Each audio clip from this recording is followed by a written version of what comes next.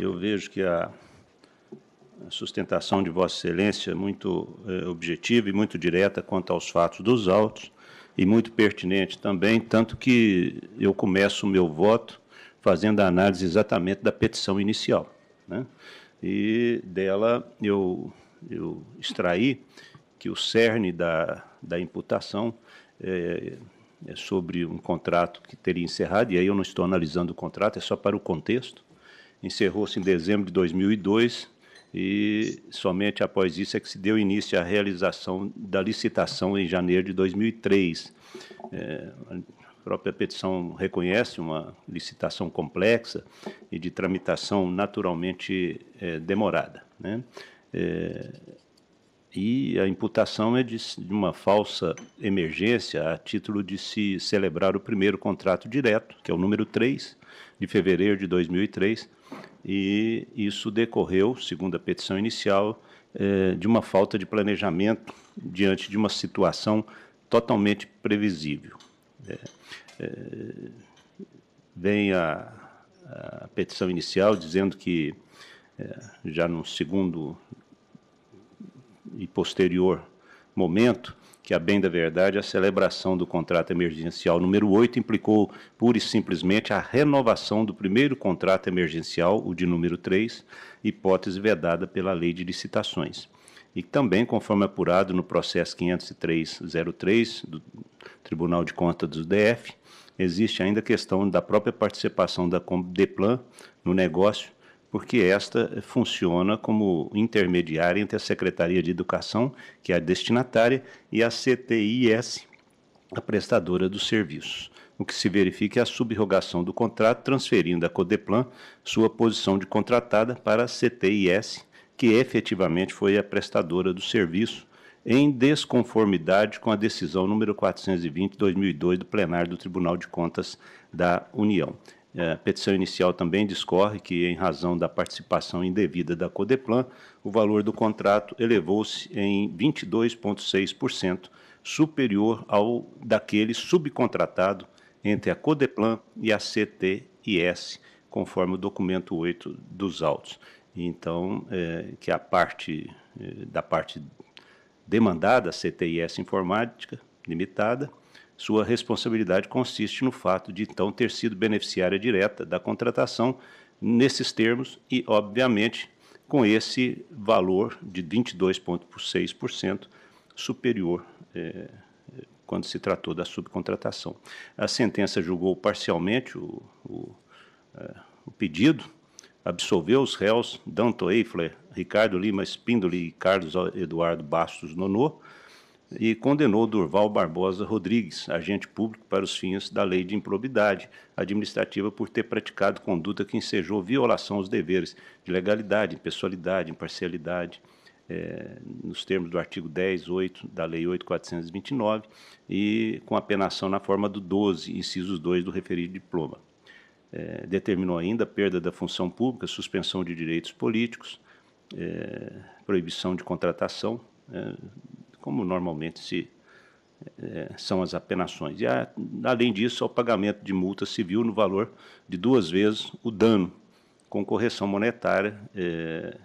a contar da prolação da sentença. E concedeu ao réu o perdão judicial. Em consequência, afastou as penalidades com esteio ao artigo 12, no artigo 12 da Lei 9.807. Condenou a CTIS, conforme já posto da tribuna, esclarecendo que nos contratos de prestação de serviço número 3 e 008, com a Companhia de Desenvolvimento do Planalto Central, a Codeplan, nos quais recebeu do erário a quantia de R$ 4.163.220. E nessa parte condenou também o Durval Barbosa Rodrigues, em solidariedade com a CTIS, ao ressarcimento integral do dano correspondente na devolução do superfaturamento, que seria R$ 728.434,24, né? Tudo com devida correção. Eu avaliei esse feito, como sempre avalio, e principalmente depois da da vigência da nova lei, da 14.230, e tive que fazer uma busca evolutiva e direta em todas as peças processuais, e o fiz. Vi que interposta a apelação pela hora recorrente foi ela improvida pelo Tribunal de Origem, né, que reconheceu inexistência de nulidade do processo por cesseamento de defesa. Isso também não foi discutido, até porque houve decreto de revelia no curso do processo, porque os réus, daqueles que não se manifestaram, né, do alegado descabimento de condenação da apelante pela prática de ato administrativo, também foi tratado no acórdão, e o acórdão comentou que as provas dos autos revelaram que as sucessivas dispensas de licitação para a contratação dos serviços prestados pela CTIS foram indevidas e tiveram por lastro uma emergência fabricada.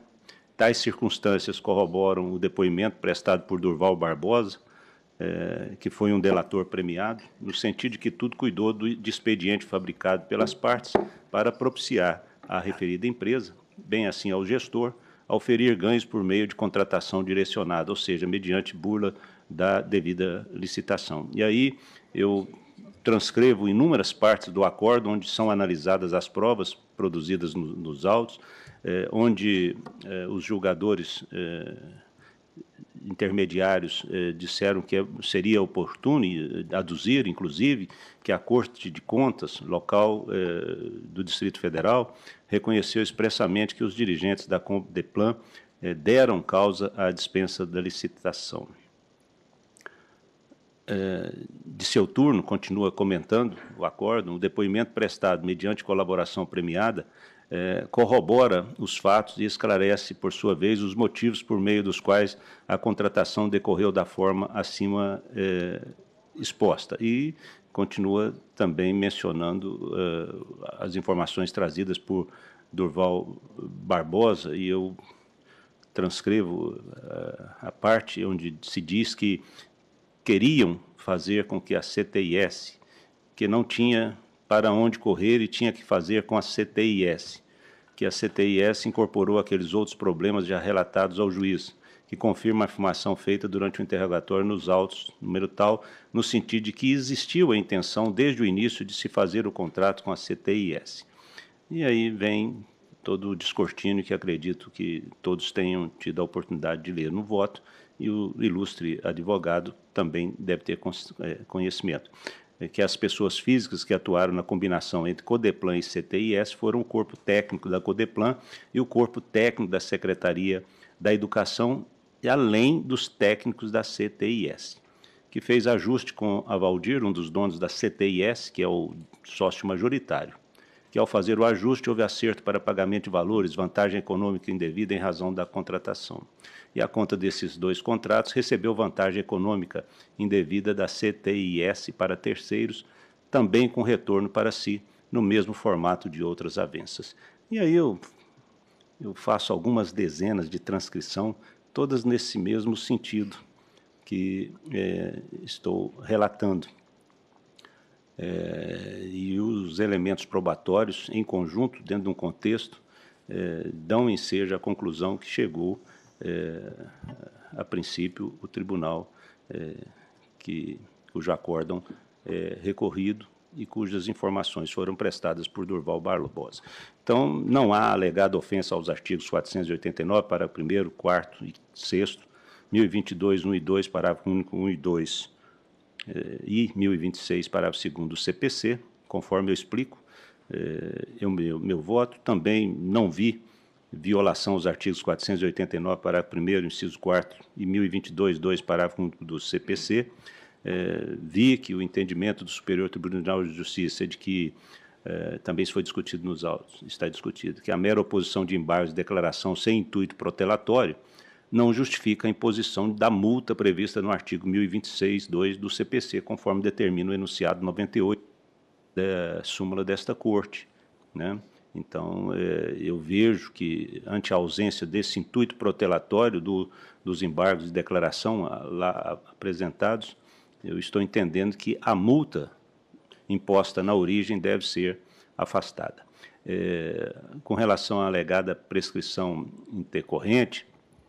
eu registro o posicionamento do Supremo Tribunal Federal, do novo regime prescricional previsto na Lei 14.230, como irretroativo, aplicando-se os novos marcos temporais a partir da publicação da lei. Então, nesse contexto, não é de se acolher a alegação de prescrição. Também a ofensa ao artigo 4º, parágrafo 16 da Lei 12.850, de 2013, quanto a esse ponto, a parte recorrente sustenta que, à míngua de outros elementos probatórios, o aresto impugnado fundamenta-se exclusivamente nas palavras de delator premiado, na medida em que, retiradas as suas declarações, nenhum outro elemento dos autos é capaz de evidenciar ou mesmo indicar conclusivamente a suposta atuação ilícita indevidamente imputada à recorrente. Eu comento e destaco que o Supremo Tribunal Federal, ao apreciar o tema 1043, de repercussão geral, fixou uma tese dela, eu extraio uma parte no inciso 2, que as declarações do agente colaborador, desacompanhadas de outros elementos de prova, são insuficientes para o início da ação civil por ato de improbidade. No caso, como visto acima, o tribunal de origem concluiu que o depoimento prestado pelo colaborador, quando cotejado com os demais elementos da prova, conduz à conclusão de que ambas as partes, tanto o gestor quanto também a empresa, concorreram para a prática do ato ímprobo. E, nesse contexto, o acolhimento da alegação da recorrente, no sentido de sua condenação ter ocorrido apenas com base nas declarações do agente colaborador, demandaria um reexame objetivo e profundo da matéria fática, o que é vedado em recurso especial nos termos da súmula 7. E ainda quanto ao ponto, assinala-se também o não cabimento do especial com base no dissídio jurisprudencial, pois as mesmas razões que inviabilizaram o conhecimento do apelo pela linha A servem de justificativa quanto a C do permissivo constitucional. Também analiso a ofensa aos artigos 369 e 489, parágrafo 3º do CPC, que fala sobre nulidade do acórdão, né? Eu rememoro tudo que foi debatido e discutido em segunda instância, transcrevo as manifestações que novamente as deliberações sobre como foi efetivado todo o proceder até se chegar naquelas contratações finais e também não as aceito. Quanto à alegada ofensa aos artigos 24, 6 e 59, também da Lei 866, quando a recorrente sustenta que os fatos contidos na própria moldura fática do aresto demonstram a inequívoca presença do caráter de emergencialidade na espécie e a inexistência de licitude na contratação do recorrente, mas eu comento que, levando em consideração os fundamentos adotados pelas instâncias ordinárias, sentido de que a situação emergencial realmente tem fundamentos no acórdão, que, por sua vez, retrata o universo probatório, de que foi forjada pelo gestor público, a pretensão somente poderia ser acolhida após outra e ampla revisão das provas dos autos, o que é vedado também pela súmula 7. Então, uma vez mais, elogiando o trabalho exaustivo, muito técnico, do ilustre Causídico, que sustenta da tribuna, o que não é incomum, mas estou conhecendo em parte do recurso especial e nessa extensão dando provimento tão somente para afastar a multa processual imposta à recorrente nos embargos que teriam sido procrastinatórios, que eu entendi que não são. Quanto ao mais, mantidas todas as condenações. Como voto, eu vejo que não há...